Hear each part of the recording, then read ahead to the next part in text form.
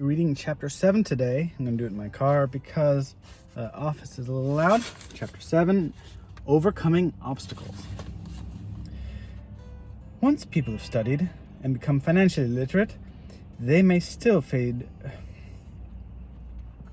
Once people have studied and become financially literate, they may still face roadblocks to becoming financially independent. There are 5 main reasons why financially literate people may still not develop abundant asset columns that could produce large cash flows. The 5 reasons are fear, cynicism, laziness, bad habits, and arrogance.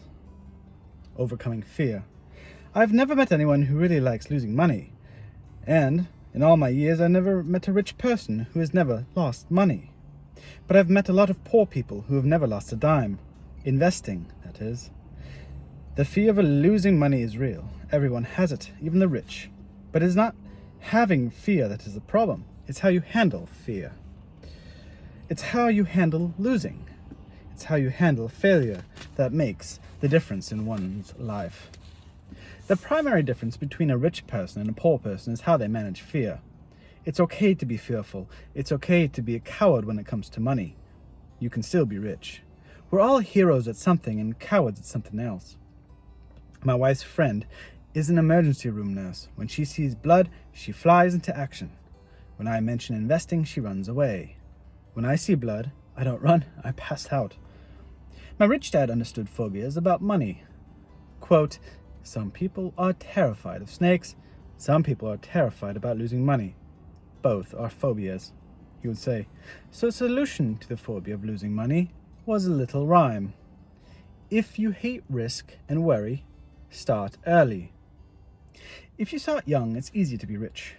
I won't go into it here, but there is a staggering difference between a person who starts investing at age 20 versus 30. The purchase of Manhattan Island is said to be one of the greatest bargains of all time. New York was purchased for $24 in trinkets and beads. Yet if that $24 had been invested at 8% annually, that $24 would have been worth more than $28 trillion by 1995. Manhattan could be purchased with money left over to buy much of Los Angeles. But what if you don't have much time left or like to retire early? How do you handle the fear of losing money? My poor dad did nothing. He simply avoided the issue, refusing to discuss the subject. My rich dad, on the other hand, recommended that I think like a Texan. I like Texas and Texans, he used to say. In Texas, everything is bigger. When Texans win, they win big. And when they lose, it is spectacular. They like losing? I asked. That's not what I'm saying. Nobody likes losing. Show me a happy loser and I'll show you a loser, said Rich Dad. It's a Texan's attitude towards risk, reward, and failure that I'm talking about. It's how they handle life. They live it big, not like most of the people around here, living like roaches when it comes to money, terrified that someone will shine a light on them and whimpering when the grocery clerk shortchanges them a quarter. Rich Dad went on, what I like best is the Texas attitude. They're proud when they win and they brag when they lose. Texans have a saying, if you're going to go broke, go big. You don't want to admit when you're broke over a duplex. He constantly told Mike and me that the greatest reason for lack of financial success was because most people played it too safe. People are so afraid of losing that they lose, were his words. Fran Tarkenton, a one-time great NFL quarterback, still says it another way. Quote, winning means being unafraid to lose. In my own life, I've noticed that winning usually follows losing. Before I finally learned to ride a bike, I first fell down many times. I've never met a golfer who's never lost a golf ball. I've never met a person who had fallen in love who had never had their heart broken the first time. And I've never met someone rich who has never lost money. So, for most people, the reason they don't win financially is because the pain of losing money is far greater than the joy of being rich. That's actually basic human psychology, right? We fear pain more than we appreciate pleasure or desire pleasure. Another saying in Texas is everyone wants to go to heaven, but no one wants to die. Most people dream of being rich, but are terrified of losing money, so they never get to heaven. Rich Dad used to tell Mike and me stories about his trips to Texas. Quote, "If you really want to learn the attitude of how to handle risk, losing, and failure, go to San Antonio and visit the Alamo. The Alamo is a great story of how brave people who chose to fight, knowing there was no hope of success. They chose to die instead of surrendering. It is an inspiring story worthy of study. Nevertheless, it is still a tragic military defeat. They got their butts kicked. So how did Texans handle failure? They shout, 'Remember the Alamo.'" Mike and I had this story a lot. He always told us the story when he was about to go into a big deal and he was nervous. After he had done all his due diligence and it was time to put up or shut up, he told us this story. Every time he was afraid of making a mistake or losing money, he told us this story. It gave him strength, and it reminded him that he could always turn a financial loss into a financial win. Rich Dad knew that failure would only make him stronger and smarter. It's not that he wanted to lose. He just knew who he was and how he would take a loss. He would take a loss and make it a win. That's what made him a winner and others losers. Ambulance. Oh, no, going the other way. Okay. It gave him the courage to cross the line when others backed out. Quote, "That's why I like Texans so much," he would say. "They look at great failure and turn it into inspiration, as well as a tourist destination that makes them millions." But probably his words that mean the most to me today are these. Texans don't bury their failures. They get inspired by them. They take their failures and turn them into rallying cries. Failure inspires Texans to become winners. But that formula is not just for the formula for Texans, it is the formula for all winners. I said that falling off my bike was part of learning to ride. I remember falling off only made me more determined to learn to ride, not less. I also said that I have never met a golfer who's never lost a ball. For top professional golfers, losing a ball or a tournament provides the inspiration to be better, to practice harder, to study more. That's what makes them better. For winners, losing inspires them. For losers, losing defeats them. I like to quote John D. Rockefeller, who said, "I always try to turn every disaster into an opportunity." And being Japanese American, I can say this. Many people say that Pearl Harbor was an American mistake. I say it was a Japanese mistake. From the movie Tora, Tora, Tora, a somber Japanese admiral says to his cheering subordinates, "I am afraid we have awakened a sleeping giant." Remember Pearl Harbor became a rallying cry. It turned one of America's greatest losses into a reason to win. This great defeat gave America strength, and America soon emerged as a world power. Failures inspire winners, and failure defeats losers. It is the biggest secret of winners. It is the secret that losers do not know. The greatest secret of winners is that failure inspires winning, thus they're not afraid of losing. Repeating Fran Tarkenton's quote, "Winning means being unafraid to lose." People like Fran Tarkenton are not afraid of losing because they know who they are. They hate losing, so they know that losing will only inspire them to become better. There is a big difference between hating losing and being afraid to lose. Most people are so afraid of losing money that they lose. They go broke over a duplex. Financially, they play life too safe and too small. They buy big houses and big cars, but not big investments. The main reason that over 90% of American public struggles financially is because they play not to lose. They don't play to win. They go to their financial planners or accountants or stockbrokers and buy a balanced portfolio. Most have a lots of cash in CDs, low-yield bonds, mutual funds that can be traded within a mutual fund family, and few individual stocks. It is safe in a sensible portfolio, but it is not a winning portfolio. It is a portfolio of someone playing not to lose. Oh, shots fired at Dave Ramsey. Don't get me wrong, it's probably a better portfolio than more than 70% of the population has, and that is frightening. It's a great portfolio for someone who loves safety, but playing it safe and balanced in your investment portfolio is not the way successful investors play the game. If you have little money and you want to be rich, you must first be focused, not balanced. If you look at any successful person, at the start they were not balanced. Balanced people go nowhere. They stay in one spot. To make progress, you must first go unbalanced. Just look at how you make progress walking. Thomas Edison was not balanced. He was focused. Bill Gates was not balanced. He was focused. Donald Trump is focused. George Soros is focused. George Patton did not take his tanks wide. He focused them in blue through the weak spots in the German line. The French went wide with the Maginot line. I don't know. Some probably World War I. And you know what happened to them. Or World War II, I guess. If you have any desire to be rich, you must focus. Do not do what poor and middle class people do. Put their few eggs in many baskets. Put a lot of your eggs in a few baskets and focus, which is an acronym for follow one course until successful. If you hate losing, play it safe.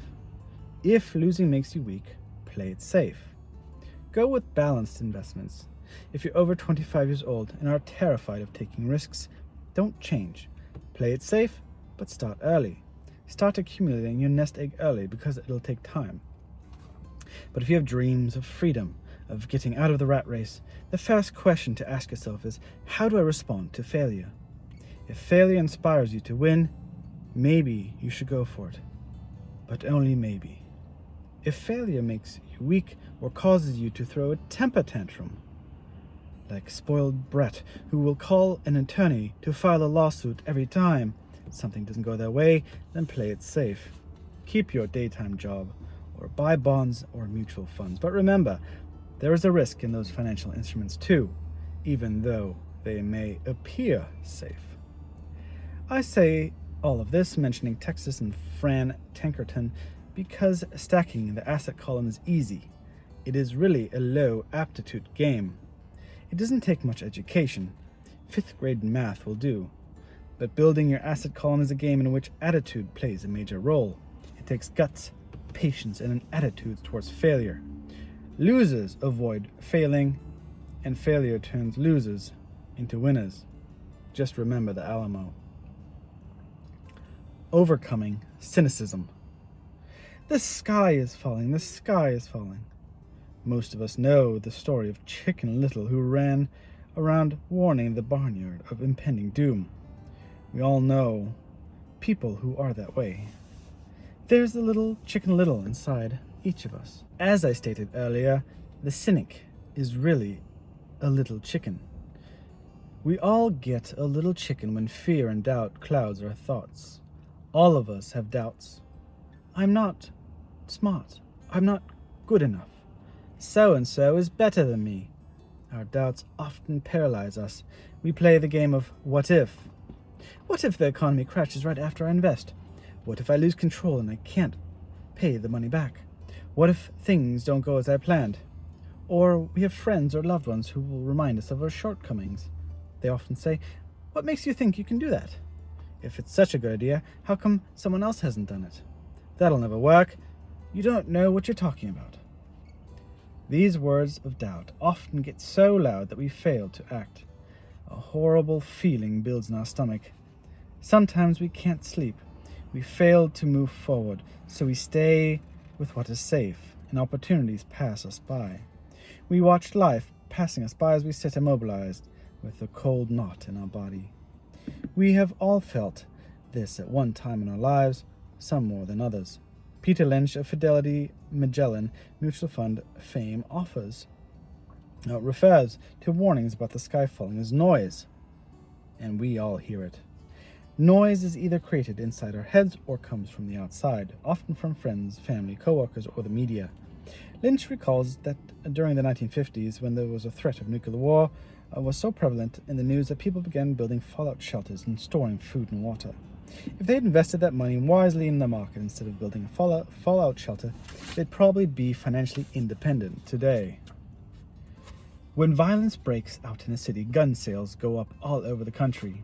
A person dies from a rare hamburger meat in the state of Washington, and the Arizona Health Department orders restaurants to have all beef cooked well done.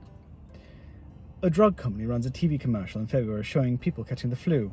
Colds go up, as well as the sales of cold medicine. Most people are poor because when it comes to investing, the world is filled with Chicken Littles running around yelling, "The sky is falling, the sky is falling." And Chicken Littles are effective because every one of us is a little chicken. It often takes great courage not to let rumors and talk of gloom and doom affect your doubts and fears. But a savvy investor knows that the seemingly worst of times is actually the best of times to make money. When everyone else is too afraid to act, they pull the trigger and are rewarded. Some time ago, a friend named Richard came to Boston to visit Kim and me in Phoenix. He was impressed with what we'd done through stocks and real estate. The Phoenix real estate prices were depressed. We spent 2 days showing him what we thought were excellent opportunities for cash flow and capital appreciation. Kim and I are not real estate agents, we are strictly investors. After identifying a unit in a resort community, we called an agent who had sold it to him that afternoon. The price was a mere $42,000 for a 2-bedroom townhome.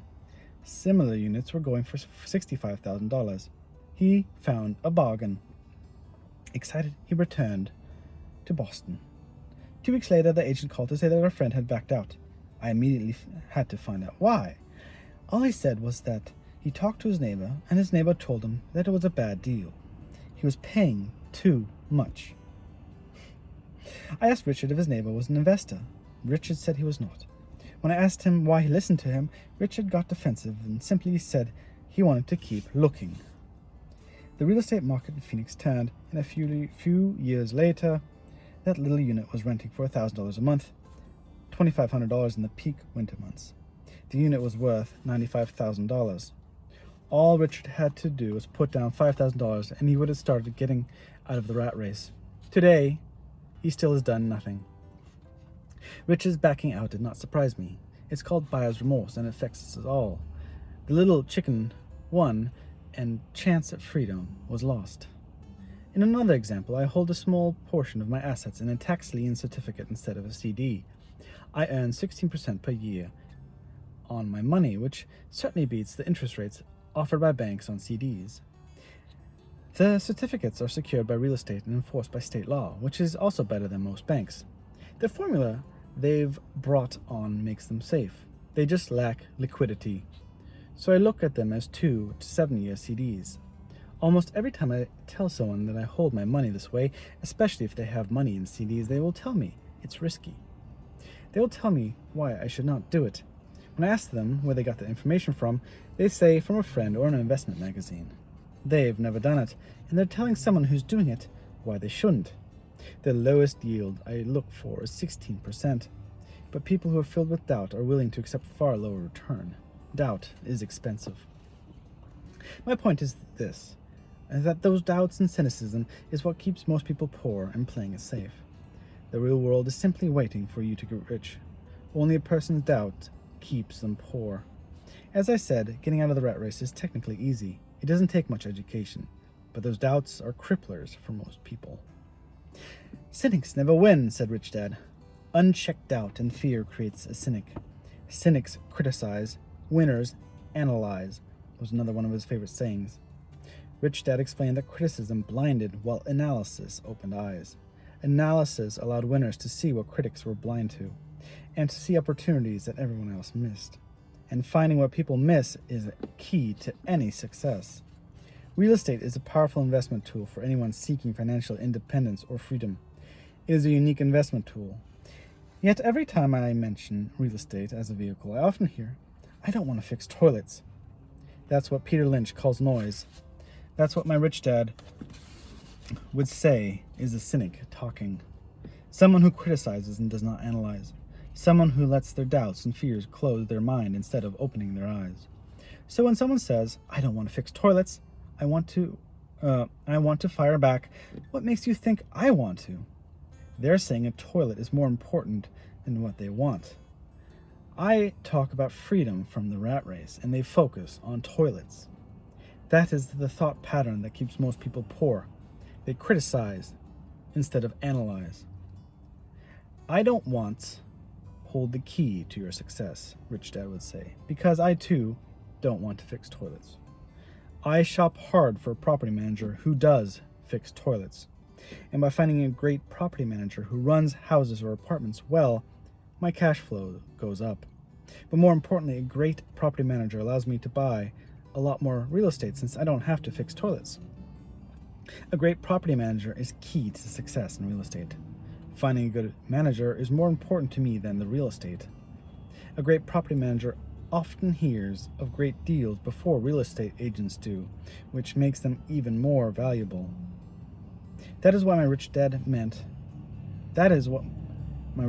by I don't want hold the key to your success, because I do not want to fix toilets either. I figure out how to buy more real estate and expedite my getting out of the rat race. The people who continue to say, I don't want to fix toilets, often deny themselves the use of this powerful investment vehicle. Toilets are more important than their freedom. In the stock market, I often hear people say, I don't want to lose money. Well, what makes them think I or anyone else likes losing money? They don't make money because they choose not to lose money. Instead of analyzing, they choose to close their mind to another powerful investment vehicle, the stock market. I was riding with a friend past our neighborhood gas station. He looked up and saw the price of gas was going up and thus the price of oil. My friend is a worrywart, or Chicken Little. To him, the sky is always going to fall, and it usually does, on him. When we got home, he showed me all the stats as to why the price of oil was going to go up over the next few years. Statistics I had never seen before. Even though I already owned substantial shares of an existing oil company, with that information, I immediately began looking for and found a new, undervalued oil company that was about to find some oil deposits. My broker was excited about this new company, and I bought 15,000 shares for 65 cents per share. 3 months later, this same friend and I drove past the same gas station, and sure enough, the price per gallon had gone up nearly 15%. Again, the Chicken Little worried and complained. I smiled because a month earlier, that little oil company hit oil, and those 15,000 shares were up more than $3 per share since he had first given me the tip. And the price of gas will continue to go up if what my friend says is true. If most people understand how a stop worked in the stock market investing, there would be more people investing to win instead of investing not to lose. A stop is simply a computer command that sells your stock automatically if the price begins to drop, helping to minimize your losses and maximize some gains. It's a great tool for those who are terrified of losing. So whenever I hear people focusing on their I don't wants rather than what they do want, I know the noise in their head must be loud. Chicken Little has taken over their brain and is yelling, the sky is falling and the toilets are breaking. So they avoid their don't wants, but they pay a huge price. They may never get what they want in life. Instead of analyzing, their inner Chicken Little closes their mind. Rich Dad gave me a way of looking at Chicken Little. Quote, just do what Colonel Sanders did. At the age of 66, he lost his business and began to live on a social security check. It wasn't enough. He went around the country selling his recipe for fried chicken. He was turned down 1,009 times before someone said yes. And he went on to becoming a multimillionaire at an age when most people are quitting. He was a brave and tenacious man, Rich Dad said of Harlan Sanders. So when you're in doubt and feeling a little afraid, just do what Colonel Sanders did to his little chicken. He fried it. Overcoming laziness. Busy people are often the most lazy. We have all heard stories of a businessman who works hard to earn money.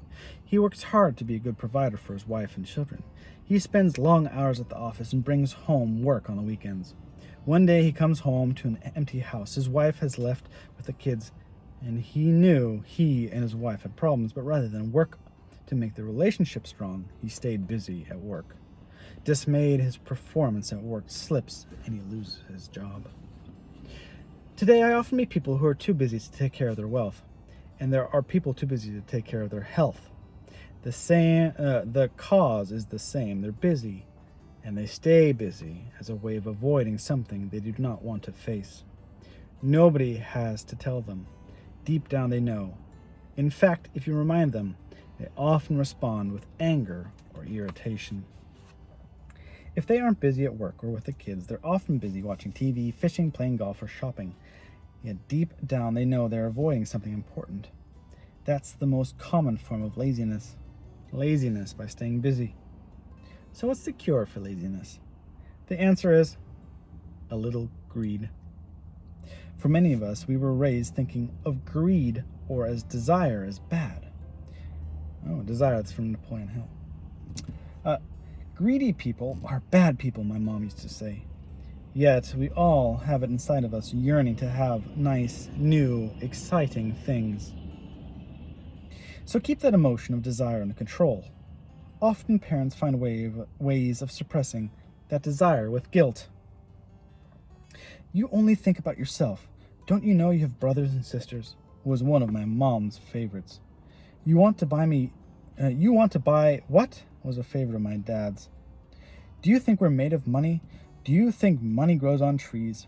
We're not rich people, you know. It wasn't so much the words, but the angry guilt trip that went with the words that got me. Or the reverse guilt trip that was, I'm sacrificing my life to buy this for you. I'm buying this for you because I never had this advantage when I was a kid. I have a neighbor who is stone broke but can't park his car in his garage. The garage is filled with toys for his kids. Those spoiled brats get everything they ask for. I don't want them to know the feeling of want, are his everyday words. He has nothing set aside for their college or his retirement, but his kids have every toy ever made. He recently got a new credit card in the mail and took his kids to Las Vegas. I'm doing it for the kids, he said, with great sacrifice. Rich Dad forbade the words, I can't afford it. In my real home, that's all I heard. Instead, Rich Dad required his children to say, how can I afford it? He believed that the words, I can't afford it, shut down your brain. I didn't have to think anymore. How can I afford it opens up the brain and forces it to think and search for answers.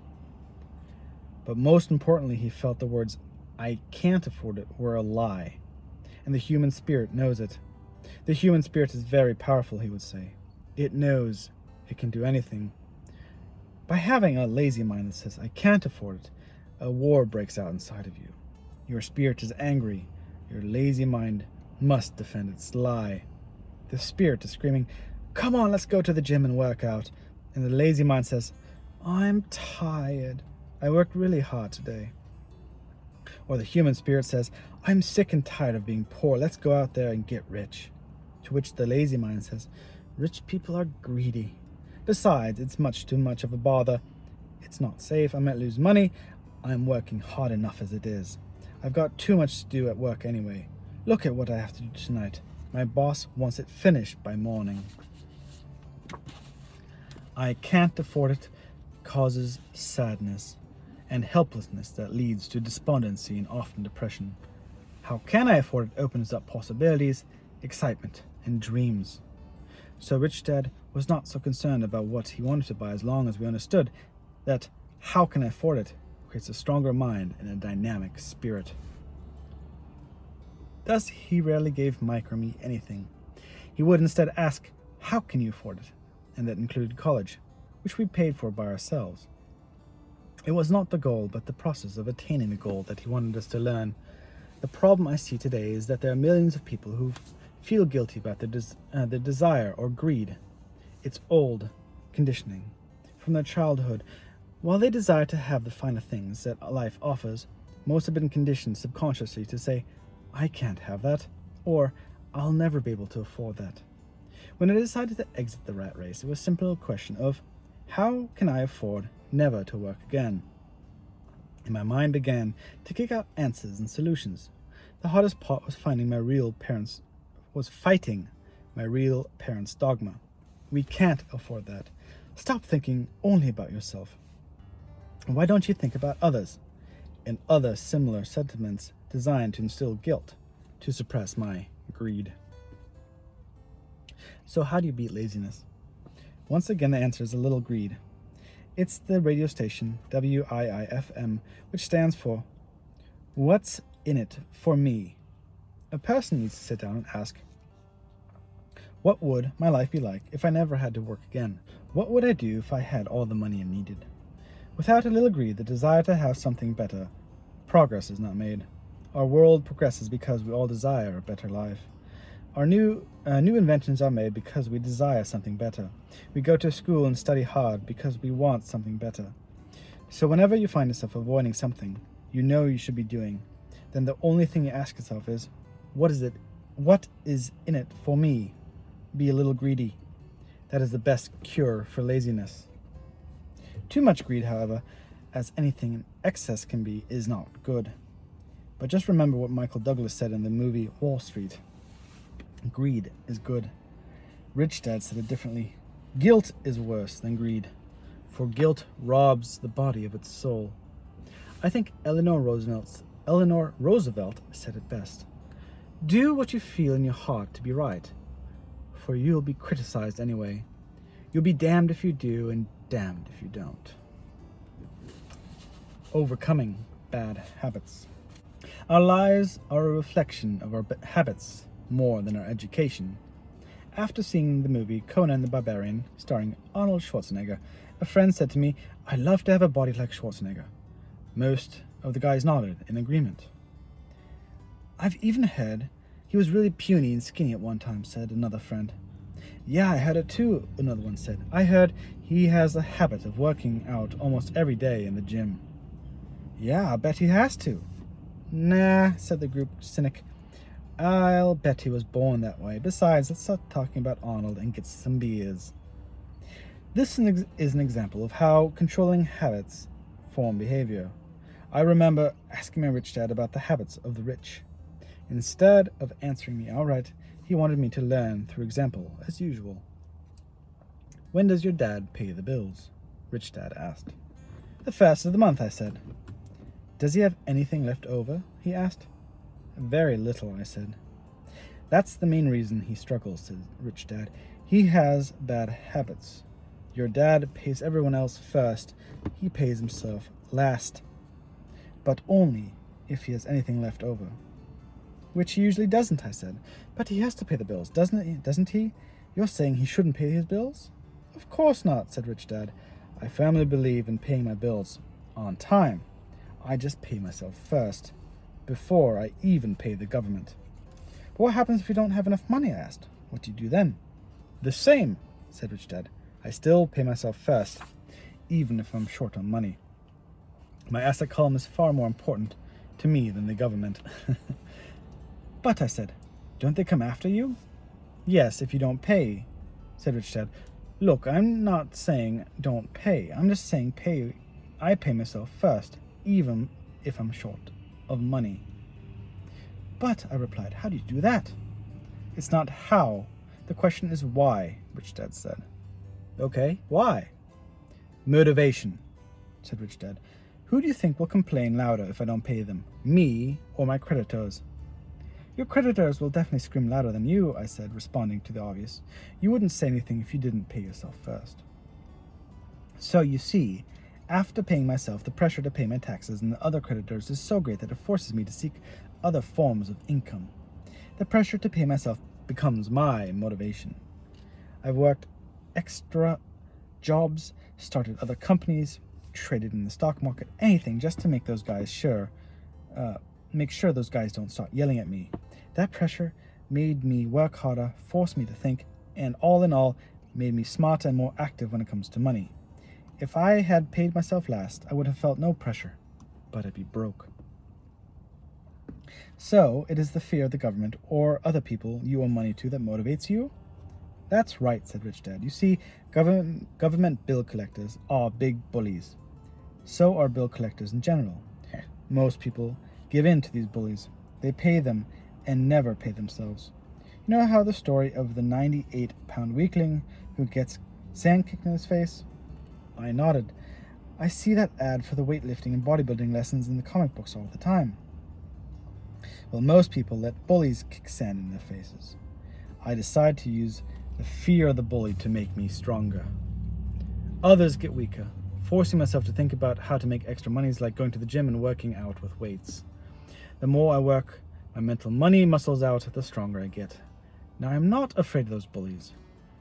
I liked what Rich Dad was saying. So if I pay myself first, I get financially stronger mentally and fiscally. Rich Dad nodded. And if I pay myself last, or not at all, I get weaker. So people like bosses, managers, tax collectors, bill collectors, and landlords push me around all my life just because I don't have good money habits. Rich Dad nodded. Just like the 98-pound weakling. Overcoming arrogance. What I know makes me money. What I don't know loses me money. Every time I have been arrogant, I have lost money. Because when I'm arrogant, I truly believe that what I don't know is not important, Rich Dad would often tell me. I have found that many people use arrogance to try to hide their own ignorance. It often happens when I am discussing financial statements with accountants or even other investors. They try to bluster their way through the discussion. It is clear to me that they don't know what they're talking about. They're not lying, but they're not telling the truth. There are many people in the world of money, finances, investments who have absolutely no idea what they're talking about. Most people in the money industry are just spouting off sales pitches like used car salesmen. When you know you're ignorant on a subject, start educating yourself by finding an expert in the field or a book on that subject. All right, study session.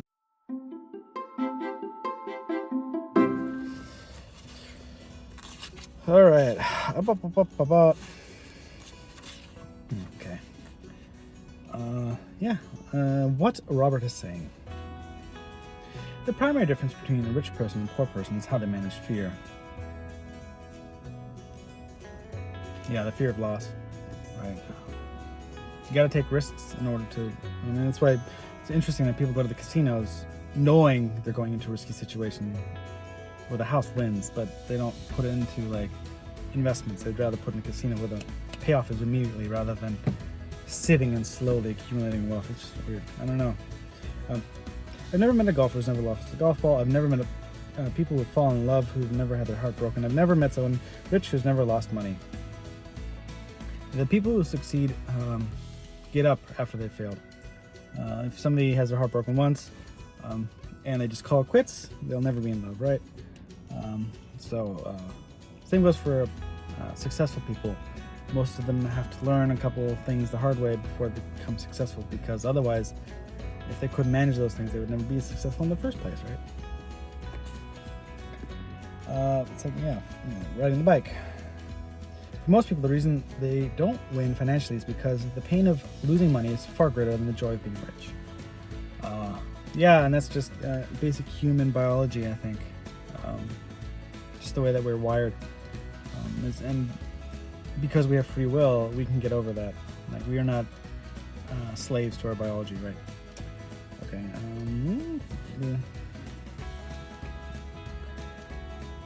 Rich Dad knew that failure would only make him stronger and smarter. It's not that he wanted to lose, he just knew who he was and how he would take the loss. He would also take a loss and make it a win. That kind of gets me back to that reading the Dale Carnegie book about if you're worrying about something, like think about the worst outcome of the situation and say, okay, I accepted it. The worst outcome will happen no matter what I do. Okay, how can I make that worst outcome a little less worse? What can I do to make it less worse, right? And so basically it's the same thing. If I fail completely, how can I take this failure and make it a win? And a lot of people just don't understand what the win is until we've actually kind of experienced the failure itself. It's like going in for going to the dentist. You're like worried about going to the dentist, and you're like, well, and while you're getting your teeth cleaned or operated on, you're like, well, it's maybe not as bad as I thought it was. It's like anyway, Texans don't bury their failures. They get inspired by them. They take their failures and turn them into rallying cries. I think that one's pretty explicit. Remember that album, right? We all get a little chicken when fear and doubt clouds our thoughts. Yeah. And that's why I'm reading the Dale Carnegie book about worrying and being able to get our brain back functioning and to help us get on with our lives and not just be slaves to our bad judgments. Getting out of the rat race is technically easy. It doesn't take much education, but those doubts are cripplers for most people.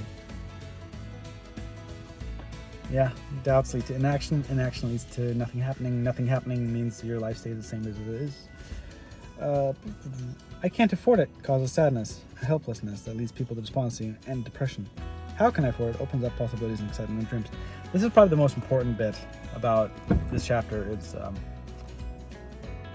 start asking yourself, how can I do something, not immediately saying, oh, I can't do it, right? I was talking to your harbor in the city, and they're like, you got to pay us money in order to put your coffee stand out on a public park. I'm like, I don't want to do that. So how can I do it without paying money? Well, I'm going to go to the private property that Windermere owns and set up the table there. So it's not like, oh, my plan backfired, I can't do anything, and I'm kind of out of luck. Well, no. There's ways around it. There's always ways around it. If I pay myself first, I get financially stronger both mentally and physically. Yeah, and that goes in my first time homebuyer crash course, where I'm going to start doing that budget thing. And in it, you pay yourself first, and then everything goes down from after you pay yourself for investment purposes. This is not paying yourself first to spend money on stupid stuff, right? This is paying money so you can build your asset column. There are many people in the world of money, finances, and investments who have absolutely no idea what they're talking about. Yeah, and they get TV shows. Basically, yeah, everyone is just out there to be a leech on society. A lot of people in investments have no idea, or they don't even invest themselves, or like real estate agents that don't have investment properties, like ask themselves, do you think real estate is a good idea? And if they don't think so, then why don't they have real estate properties, like investment properties? It's just ridiculous. Okay, additional questions. 1, how have you experienced the fear of failing in your life? That's why I'm doing the 30-day miracle morning. I'm gonna watch that. 2, Rich Dad recommended we have the attitude of Texans: win big, but if you lose, shout it out and use it as a rallying cry. What's the biggest challenge for you when you're taking on that attitude? Does it excite you or frighten you?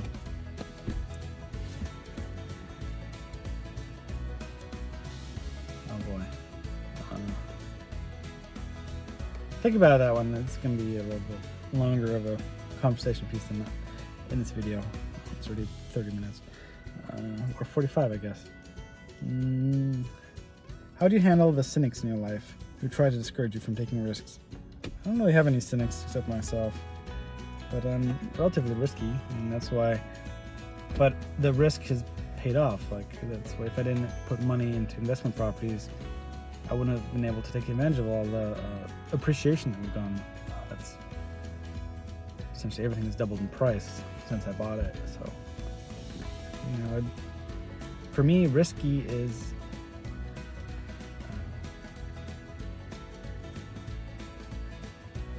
how would you say it? It's crucial.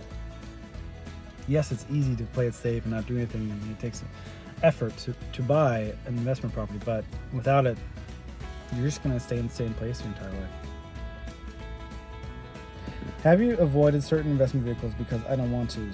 Because I don't want to fix toilets. How might you react differently next time? Fixing toilets is pretty fucking easy. Honestly, there's much harder things in life than fixing toilets.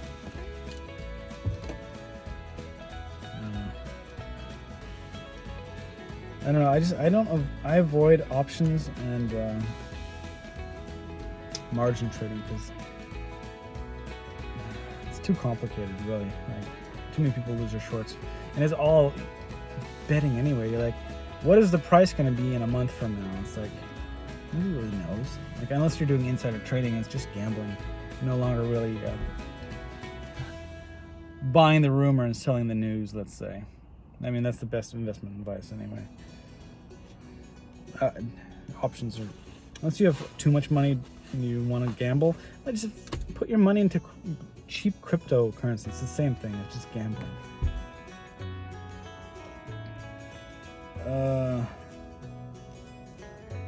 Do you agree with the statement, with a little greed is the answer to curing laziness?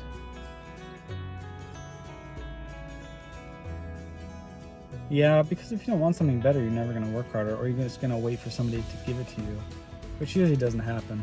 People usually don't give something if you don't deserve it. And in order to deserve it, you have to do something more than you're currently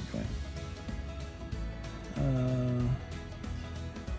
Do you pay yourself first or your bills? If you pay yourself last, what steps are you taking to change that? I mean, I probably do this out of ignorance. Is like I don't worry about taxes until like 2 weeks before I have to pay taxes. I mean, I always pay my utilities because I don't want to have my water shut off or anything, and it's on auto pay. But when it comes to taxes, which is the biggest chunk of change, I usually scramble. Honestly, but at the end, when I scramble, I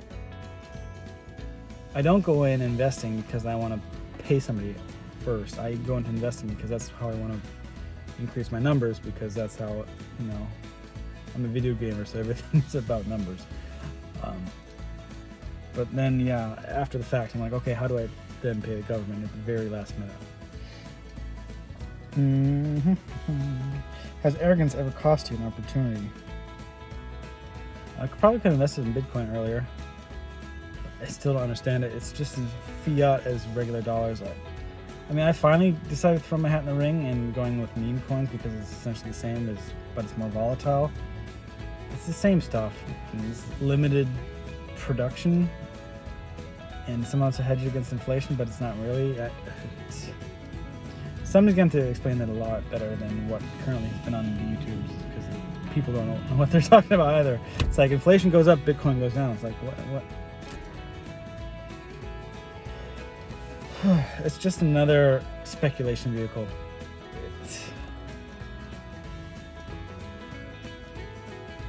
What is an area of financial knowledge that you're arrogant in? What? So some research you can seek to educate yourself on that topic. Countless. I guess commercial properties. I'd like to be more knowledgeable about commercial properties, and once I get a few more residential properties under my belt, just to give me enough cushion, then I'm going to go into commercial properties and be able to. Once I run out of, you can only take 10 mortgages before you have to start taking out commercial loans. So once I hit that point, then I'm going to start going into commercial property. Okay, that's it. That's it for chapter 7. Hope you enjoyed my car reading. Just a little quieter here than inside the office. Okay, see you next time.